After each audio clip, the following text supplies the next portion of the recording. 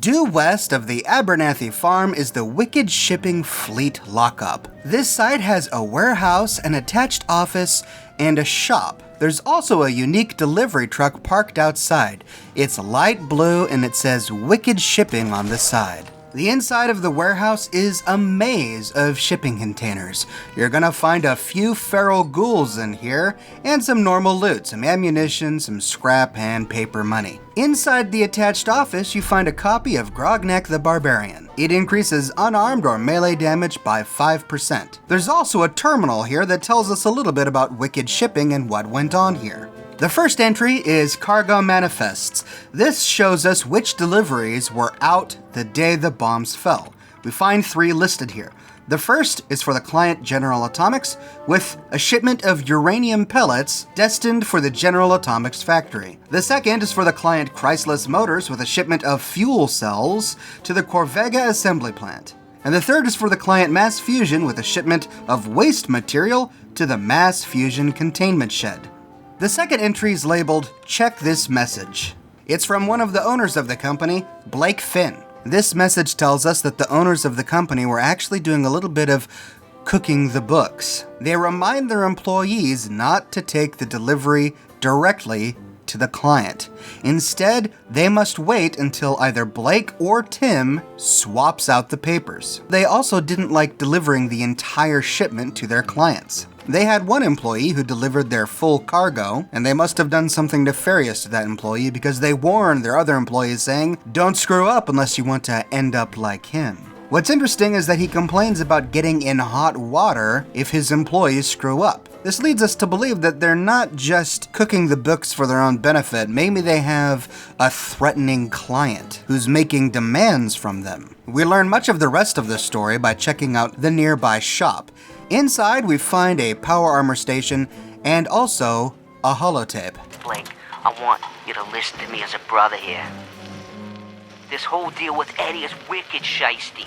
I mean, what kind of business partner threatens to kill you if the deal doesn't go his way? We are in way over our heads, man. I can't see a way out of this. No way except shutting down and getting out of Dodge. Give me a chance to talk this out with you face to face. I just want both of us to get out of this.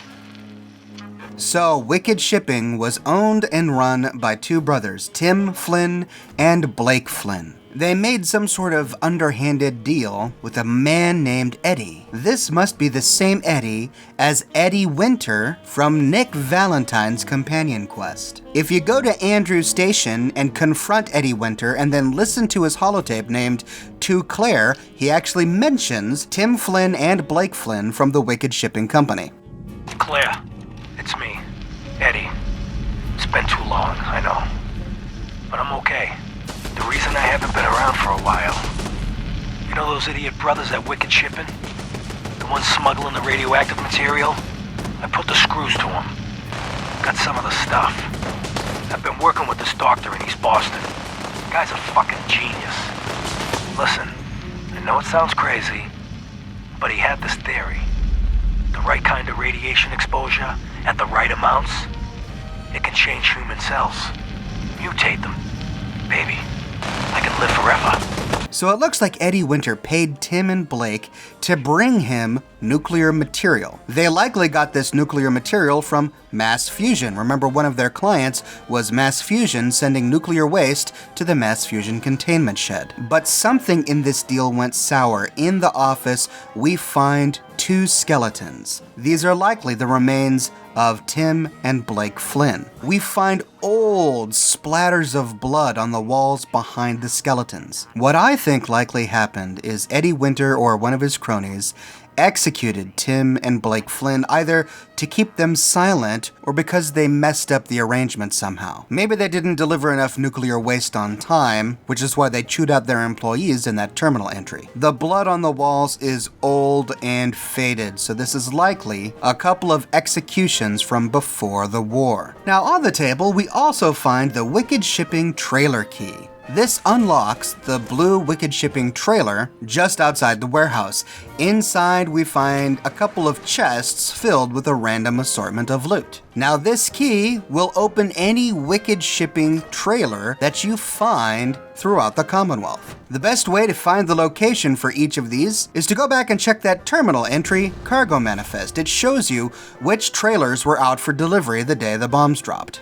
If you go to the Corvega assembly plant to try and find the trailer that was delivering fuel cells, you can't find it, it's not actually there. But it is close by. Head to Drumlin Diner and then follow the road south. After a short distance, you find the trailer. Inside, we find another chest with randomized loot and a skeleton holding a gun. There's blood splatter against one of the crates. I suppose we can assume that this was one of their employees who locked himself in the back the day the bombs dropped, and then after he couldn't take it anymore, committed suicide. We don't find any fuel cells in here, which is what the cargo manifest said should be in here. Maybe they're in these crates that we can't interact with. I believe this is the trailer that was destined to the Corvega assembly plant because it's the only one we find that's within sight of the plant. The next one on the manifest is at the Mass Fusion Containment Shed. And sure enough, when you travel to the Mass Fusion Containment Shed, follow the roadaways and you find a Wicked Shipping delivery truck. Unlike the others, however, this one does not have a locked door. It's actually open. Just like the manifest said, we find some nuclear waste. We also find a couple of chests filled with random loot and a big stack of Radaway. Now, the final one on this list is a delivery of uranium pellets to the General Atomics factory. I went to the General Atomics factory and I could not find a Wicked Shipping truck. I even toggled the free cam and searched all over but couldn't find one. However, if you go to the South Boston military checkpoint and follow the road north, you find the third Wicked Shipping delivery truck. Inside, we find a bottle cap mine, 2 stealth boys, a gas mask, and another chest with randomized loot. So if this is the same truck that was on its way to General Atomics, what's it doing all the way over here by the South Boston military checkpoint? Well, it just so happens to be halfway between the South Boston military checkpoint and Andrews Station. Remember, Andrews Station is where Eddie Winter had his underground bunker built. That's where he's been living for the past 200 years.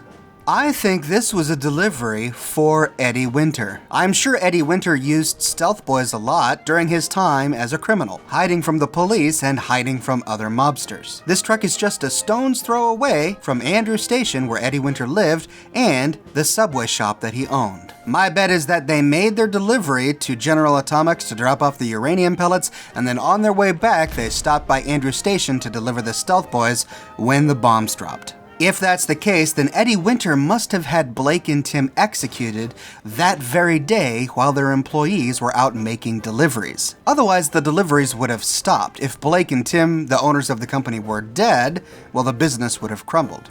Indeed, we find evidence of a bit of turmoil going on at the fleet lockup. Here, watch this explosion.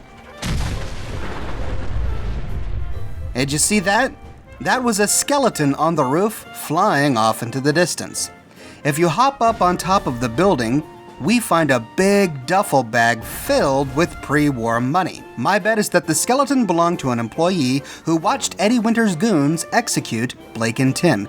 Once they left, he then filled the duffel bag with all of the money belonging to the Wicked Shipping business and made a run for it. But sadly, he didn't make it because just as he was preparing to leave, the bombs dropped. He raced to the roof to seek shelter, but the radiation melted his flesh away. These are the only 3 Wicked Shipping delivery trucks I've been able to find. It makes sense to me that there would only be 3 because only 3 are mentioned in the cargo manifest in the fleet lockup. I asked viewers during my live stream last night if they knew of any other locations. Some said the Glowing Sea, some said near Quincy. I checked both of those locations and I couldn't find any.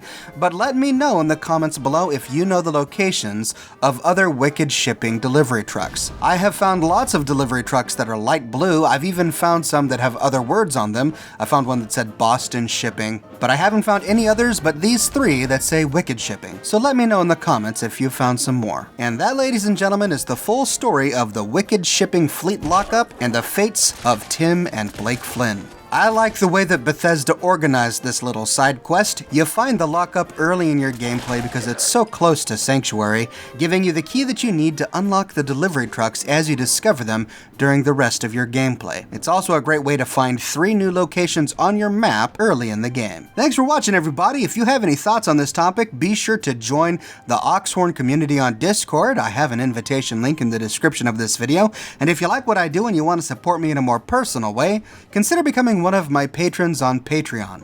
Patreon subscribers gain access to a private channel on my Discord server, as well as a bunch of other cool Oxhorn perks. But more than anything, ladies and gentlemen, I'm so glad that you're here watching this video today.